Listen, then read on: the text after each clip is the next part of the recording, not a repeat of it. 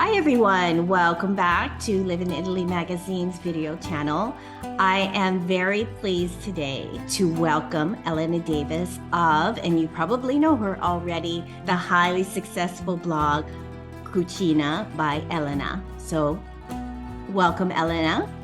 We are going to talk to her today. It's a very special month, as many of our viewers know. It's Italian American Heritage Month. So whereas we think of maybe Italian Americans of people of descent of Italy many years gone by, Elena is a fairly recent immigrant. She came here to the United States when she was a child. So we're going to get to know her more and then, of course, talk to her about food and the blog and everything else in between. My name is Lisa Morales, and I am the editor of Live in Italy Magazine, a travel and lifestyle publication dedicated to all things Italy. So welcome, Elena. Thanks for having me. I'm so happy to be here. So I'm sure a lot of people are very curious. They read your blog and they know, your recipes and a bit about your life and heritage, but it'd be nice to get to know you just a little bit more today. Absolutely. So tell us, where are you from? So I was born in Sardinia, Italy, in Cagliari, which is the capital. And I lived there and in Paris, actually, before we moved to the United States. My mom was getting her PhD in biology, and she became a geneticist. And that is actually what brought us to Salt Lake City, Utah.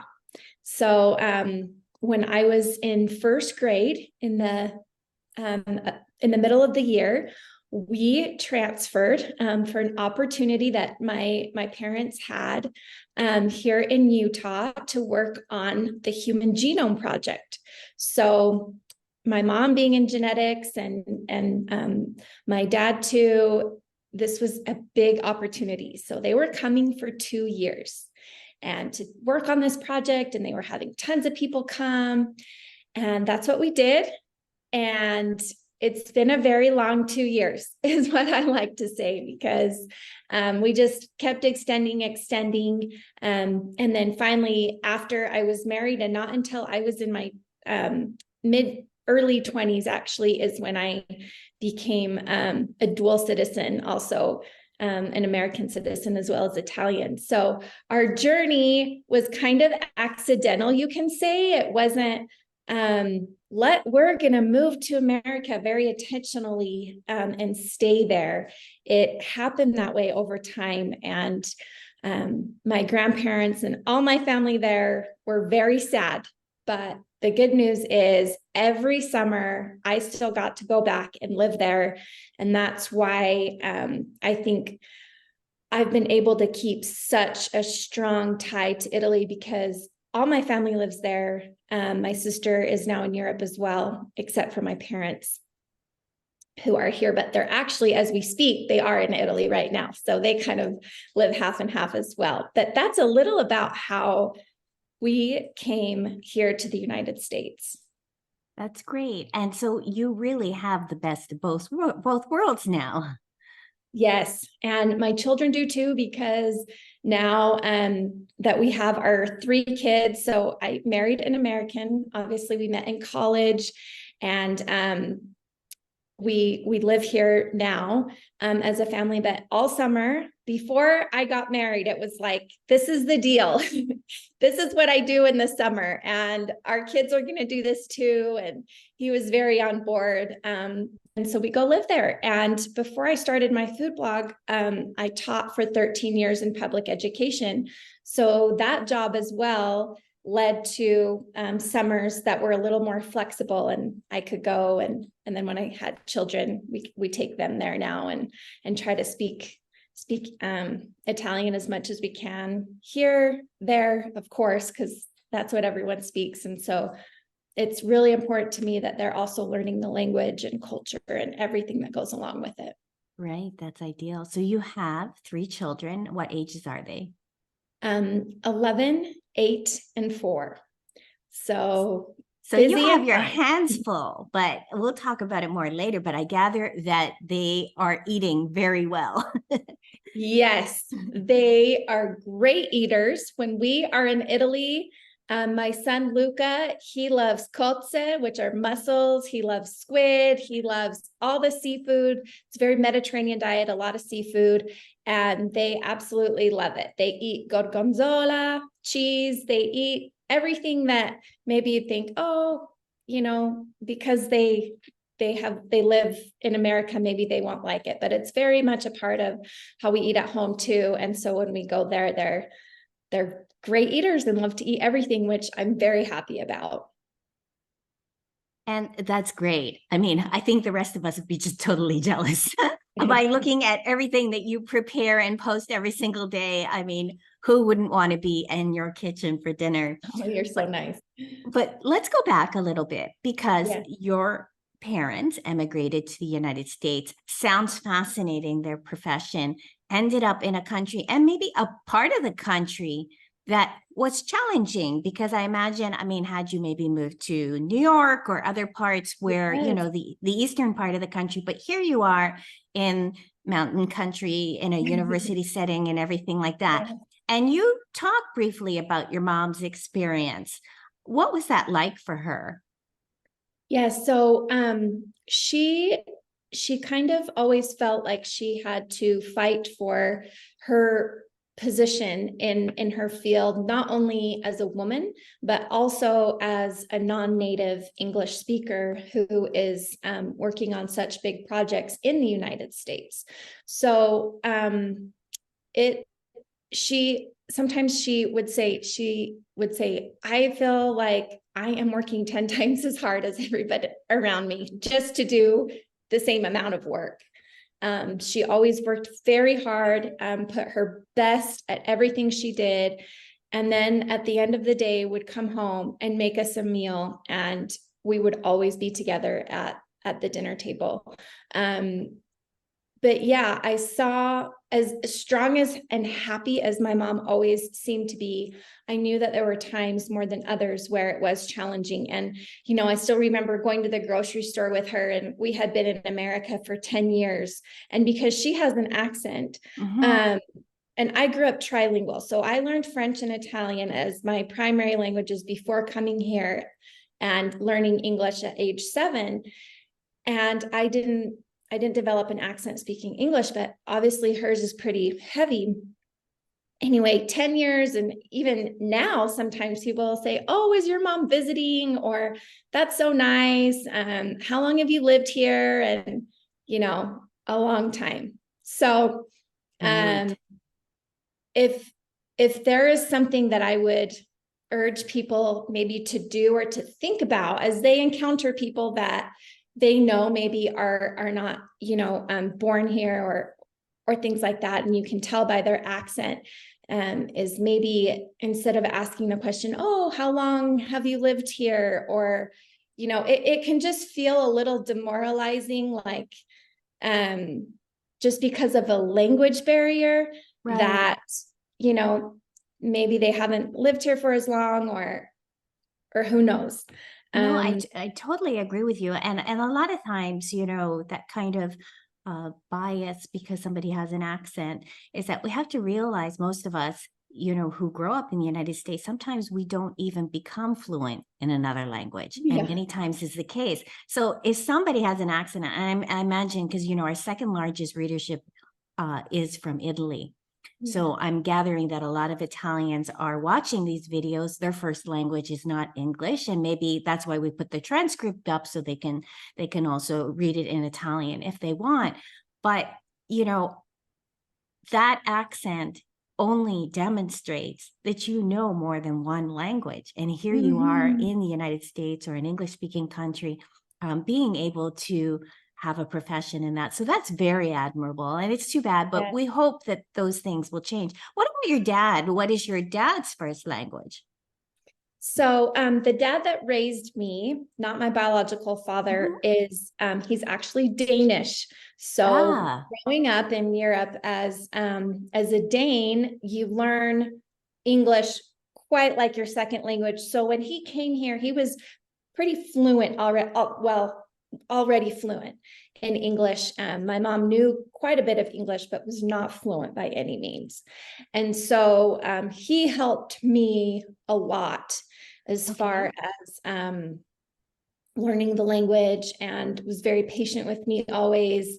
And many of those language type conversations would come up at the dinner table when we were gathered in the evening time. Right. So moving as a barely 6-year-old from Italy, where it's, family centric and the culture is different. Do you recall what was that like for you, maybe in the first few months? Okay, so I didn't say a word, I don't think, for 6 months. I was thrown into school, and I just remember taking everything in and being very quiet. The school system was completely different. Learning, friends, everything was different. Lunch was different. I mean, all of it. So I just took everything in. I'm a very adaptable person. I definitely am also kind of a watcher and kind of observe my surroundings. And that's what I did for quite a bit of time. And then all of a sudden I started speaking more. I had a friend, still my friend today, who I met in my first grade class. And she was assigned like a little helper to help the new girl in school. And we've stayed friends ever since. So that's kind of a fun story. Yeah, but it is. Everyone was super nice. So nice. That's good. Teachers would go out of their way to help. I don't ever remember being in a second language class. So I was just kind of thrown in, and here you go. So I did in some subjects because of the language barrier, I couldn't understand. But when you're so young, you adapt so much and learn the language so fast. Yes, that's probably and I had the parents, wonderful again, the advantage, who, educated, knew how to help me, if not how to get resources to help. And yeah. That's amazing. So you are in Utah, correct? Yes. Yeah. So Salt I Lake City imagine area. it's a little bit more family centric and welcoming than, let's say, a large city in the United States. So in that way, did you find that it was easier for you? Like, I mean, you could only imagine, like maybe if it'd been from Sardinia to a big city in the US, do you think it was a better area? I think so. I mean, you can't say for sure. My parents had the choice to move to Boston or to Salt Lake City, because there were equal great opportunities for both for the same sort of research. Okay. And they chose Salt Lake City because it wasn't such a big city. They loved the mountains, outdoors. They'd never lived in a place that was even close to like this. And so that's why they picked here. They could have gone to Boston. There's also a big Italian community there, but this is where they chose. It ended up being great. Yes, very, very family centered here. So I imagine as a child, there must have been something in Sardinia that maybe you missed, or, what would have been your fondest memory that you weren't really able to transport from Sardinia and Cagliari to Salt Lake City? I think just the family experiences and time. So going out to go with my aunt to get breakfast, or have my nonna take me shopping, or go to dinner at Zia Rossi's house, or whatever it may be. All of these things were happening, and I kind of always felt like, oh, I want to go do that, and I want to be there and be with my cousins who are like my siblings, really. And so I think more than a place or a thing, it's just the feeling of being in the environment with people that is most comfortable to you and what you know. And that's home. But you can also create home anywhere. Is a feeling more than a place. I think home is a feeling more than a place. I love that. And it sounds like, before we talk about your blog, that this was very important for your mother, because you talked about no matter what, and this is a really intense career, and I imagine demanding, and two parents, you know, working, that she still managed to make sure there was a family meal. Yeah. Yep, absolutely. And it was unpopular to come home for dinner at some stages of my teenage life. But as soon as my friends started to figure out how good the dinner was, pretty soon there was more and more people gathered around our table. So I think that's another great point to making mealtime important, is that it's a gathering place. Right. And the food doesn't have to be, you know, extravagant. And a lot of times it wasn't. And that's not how Italian cuisine is anyway. It's very simple and rustic most of the time. Definitely, which makes us all realize, and I'm sure you've had so much influence on other people, to just know that, yeah, the family meal every day, or at least almost every day, is very doable. So that's great. What a great inspiration. So let's talk about Cucina by Elena. Yes. When did you start? I know the answer, but I want you to tell everybody. Well, it was one of those 2020 ideas. You know, I think everybody had one, right? Listening Like to this. us. Yeah, I had that idea. So people have told me, and I have thought about putting my recipes out there for years. And I thought, well, I didn't get to go to Italy that summer, and it was very hard for me. As you've already heard me talk about my closeness to Italy and my family there, it was very hard not to be able to go back, as I'm sure so many people are facing so many challenges. That is just a little one that was deep in my heart that I was facing. So I thought, well, what am I going to create? I'm going to create a blog with Italian recipes, just kind of pour my heart into that. Kind of to fill this void of me not going there. You know, maybe it'll last who knows how long. I didn't know anything about blogging. I started an Instagram, not knowing much about that either, apart from being a consumer of Instagram. Being a creator is totally different. So I put myself out there one recipe at a time, and said, we'll just see how this goes. I've learned so much. I taught myself an incredible amount. I'm very driven. So when I start something and kind of dive in, I really want to find out all there is to know about it, how to make it better, how to make it work. And little by little, after about 18 months, I couldn't do teaching and the blog. It became to be too much. And it was a good time for me to transition away from that anyway. So I kind of dove in and made it my full-time business. And it is my full-time business now. Yeah, highly successful. I believe. How many Instagram followers do you have? 147, 8 now, I think. Yeah. So And what was that like, waking up and just seeing like how big it grew and so quickly? I mean, we're talking about 3 years now. Yes. So it feels sometimes like it's 10 years. Sometimes it feels like it's 1 year. So because I've worked so much behind the scenes with the blog and with Instagram, sometimes I'm like, okay, yeah, that makes sense, you know, that I am where I am because I've worked so hard. But at the same time, I know people that work equally as hard and maybe don't have the same direction and drive. And that's okay too.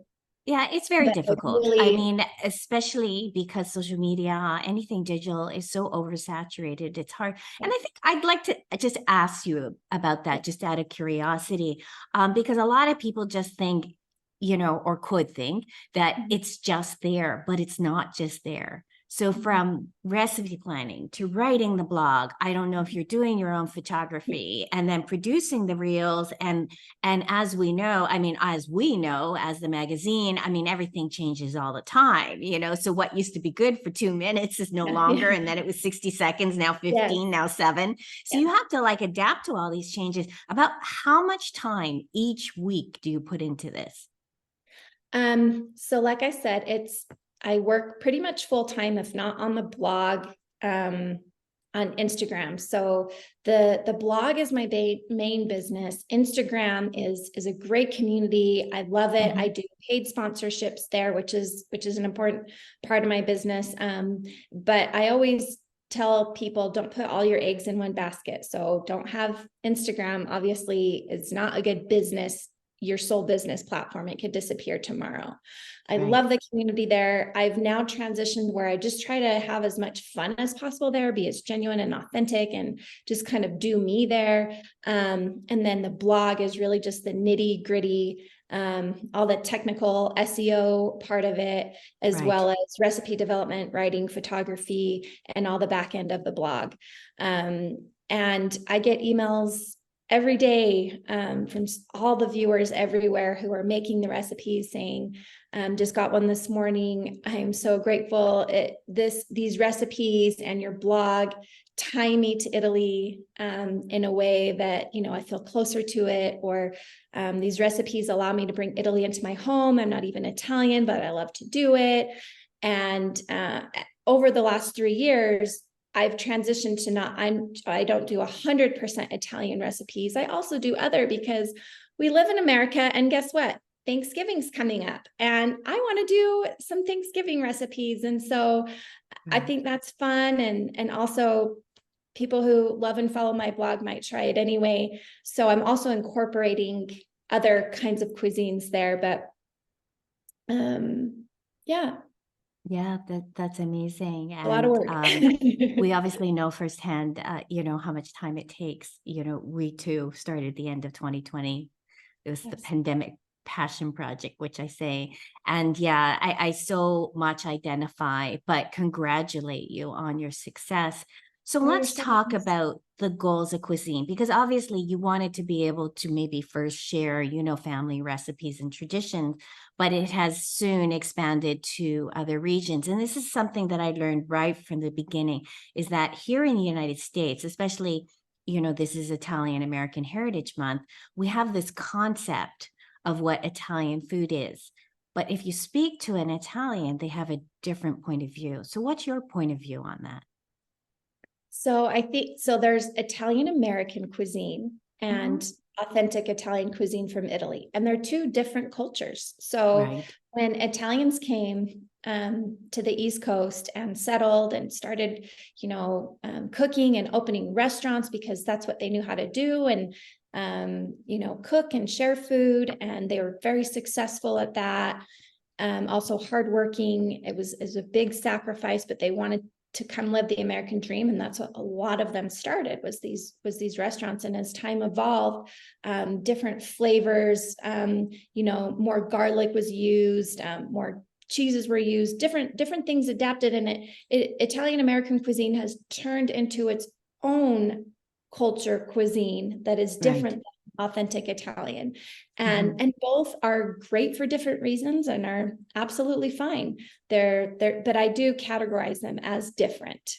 Yeah. And then to you then, as a native Italian from Sardinia, for you then the focus is regional cuisine. So even if you are writing about recipes that are not from your region, are you specifically doing the research and putting in your knowledge that that this is authentic from a particular reason, like let's say a pesto, or right? Yes, pesto genovese or pasta al limone. Technically, it's popular in the Costa di Amalfi, but you can eat it anywhere.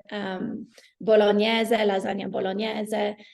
So putting as much authenticity as I can into dishes, but also giving myself liberty for creativity. I'm not going to call something authentic when it's not, when it's my twist or my version of something, which I like, many like. So my blog's kind of into a few different compartments. One is very authentic. One is lots and lots of quick and easy recipes that are simple but fresh ingredients. Easy process, but it's still Italian methods in everything I do. You can say that. And then there's the traditional recipes that maybe take more time, which kind of fall into the authentic category. But for example, pizza napoletana, which has a 24-hour rise and a very specific technique of how to make it, making homemade pasta from scratch, homemade ravioli from scratch. Those are also kind of experience recipes, which I call them, because they gather people in the kitchen. If you desire, you can have a ravioli making party, right, where you're all getting your hands into it. It might not be something that you do on a Tuesday night when you get home and need to put dinner on the table for full family. So there's those kind of recipes that I also grew up on. You know, my mom would come home and make all these meals for us in less than 30 minutes. I think those are so valuable. And then there's also the ones, the experience recipes that you want to remember, making, you know, the traditional Christmas cookies at Christmas with your family. And those recipes have a place on the blog too. So there's an array of a little bit of everything. And then now this is the first year where I've really kind of dove into the Thanksgiving holiday, and I've put my own twist on many classic American dishes that you would have at a Thanksgiving table, because we do celebrate Thanksgiving here.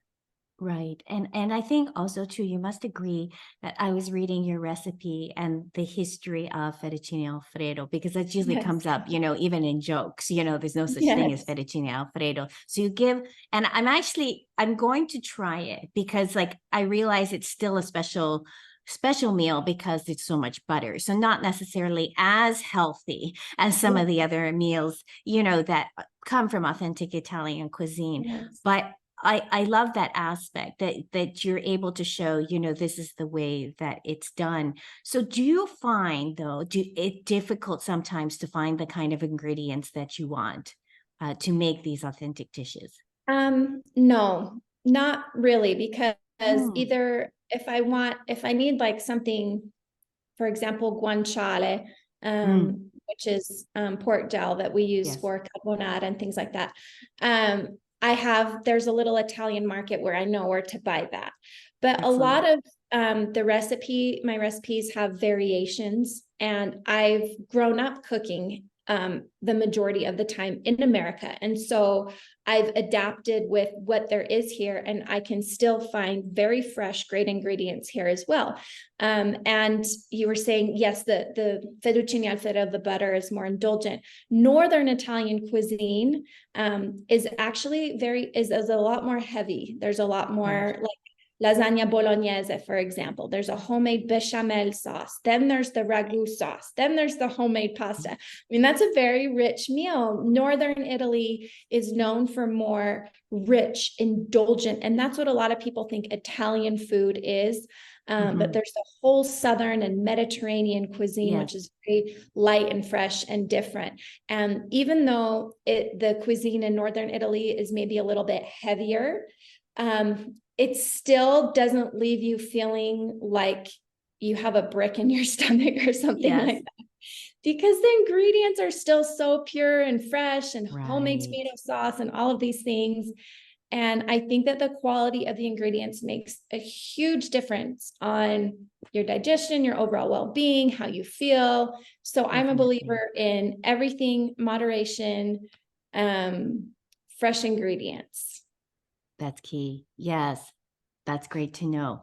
Okay, so as you know, this is our chat with an expat feature. And normally, typically, I will interview somebody who has moved to Italy. But I still would like to ask you the question, what is your definition of an expat?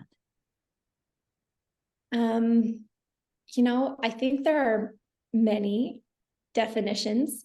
I think the thing that we think most of is for me, it's like someone being transplanted is what I kind of call it. It's like having your plant that is growing inside and then transplanting it outside with a different environment, teaching it how to grow and live there where it's maybe not so protected as the inside. It's just two different environments, right?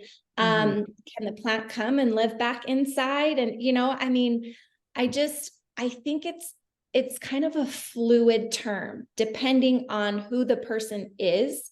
If they choose to then stay in that country and live there forever. I know a lot of Italians who and also back when there were a lot of immigrants from Italy, it was assimilation. It was, you don't speak Italian in the home because you moved to America to create a better life for your family. And that's it. Italy's out the window. So that's why there's this whole population of these Italians, many generations down, that want to find their lineage, that are so passionate and loving for the Italian culture. And so many of those flock to my blog, to my Instagram, and are so grateful for it because they get this taste of it, which they never had. I don't blame their grandparents at all. They were trying to do the best thing for their family, not knowing the long-term effect that maybe their grandchildren would want to have that connection to their roots. Maybe they would want to know the language, right? So that's a really long, maybe. It's not answer, I love the metaphor of the plant. I mean, I think that's one of maybe the most beautiful definition I ever had. And yeah, I mean, like, again, any of our Italian or Italian American readers or watchers, a part of this is that it's not easy being an immigrant, and those great grandparents or grandparents did what they had to do to survive. And like you said, the struggle of being different. So besides friends and family, what do you miss most about Sardinia or Italy when you are here, and vice versa? I think the way of life. The way of life, from how people just are. It's kind of hard to explain, but you can know if you've ever been around a different culture, there's certain things that maybe are normal that in America are not normal. So a lot of times my mom and I will feel a little bit isolated, even as raising children and things like that. And then when I go to Italy all summer, it's like my community, I feel more understood in certain things, right?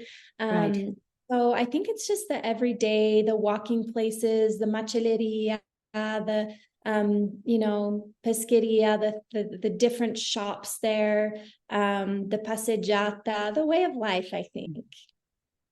Definitely. And I always say that is that when we talk about live in Italy, we're not telling you to go move there. But we're telling you, just like Elena does, is to bring a bit of la dolce vita back home, because we can learn from that. We learn from all cultures, and it enriches your life. So what about vice versa? We didn't talk about that. So when you're in Italy, what is it? And it could be something trivial that you miss about the United States. It's the big streets, it's the big parking lots, the big car, but it's also what I love about Italy, the very small and narrow streets and cobblestone. And Italy is also not the most punctual, or I don't want to say functional, but just things are always kind of late. We know what you mean. Sometimes it happens, sometimes they don't, right? But that's also what makes things beautiful. So I think it's just, Wow, that's great. And then what are your goals, let's say, in the next 10 years? Because your kids are still young, at some point, you might want this business of yours to evolve. Where do you see yourself going? In the future, I see a cookbook. I see excellent. I do lots of TV projects and TV shows, and so I'd love to keep doing those. And then my number one focus is just growing my blog. And what I mean by that is putting more recipes out there that people love and want to make, being creative, putting new content out for people that's always changing. The number one question I get asked by my friends and family is, aren't you going to run out of recipes? What are you going to do? It's like, I have the opposite problem. I just have pages and pages of stuff I want to do. So that's not the problem. It's just time. So I'll get to it, eventually. You will get to it. I think that, cookbook, TV, and just keep creating. I forgot, you had mentioned in your blog that you have some cooking classes. So I'm guessing that these maybe are in person in your area? Yes, right now it's just in our area. So right. That's okay. Because I think the way that you explain everything, and obviously having the video format as well, makes it very easy. I look forward to trying even more of your recipes. That's great. So just in case you don't know where to find Elena, please tell us how to find you, website, social media, everything. Yes, it's all Cucina, Cucina, which means kitchen, by Elena, ELENA.com, on Instagram, everything. DM me if you heard this, say, hello, it was wonderful to meet you, or whatever. I'd love to hear from you, or email, subscribe to the blog. I just send out new recipes. That's all the subscription is. It's free, so do that. And it was so great to share my experiences with all of you. So thanks for being here. Yeah, we're very happy to have you. And then just in case you are not following Elena, please do. Every like counts. Now, obviously, Elena has so many followers, but it matters.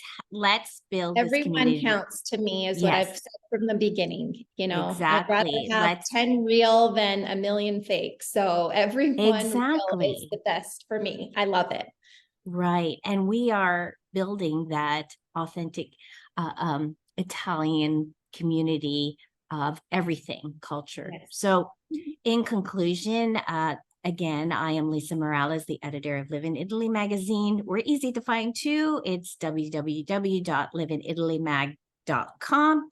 And all social media is Live in Italy Mag. You can find us everywhere, just your platform of choice. So, Elena, thank you for your time. We're so excited to continue following and see where you take us, to incorporate all your ideas and recipes into our kitchens and home. Thank you. Thank you so much. Bye. Bye.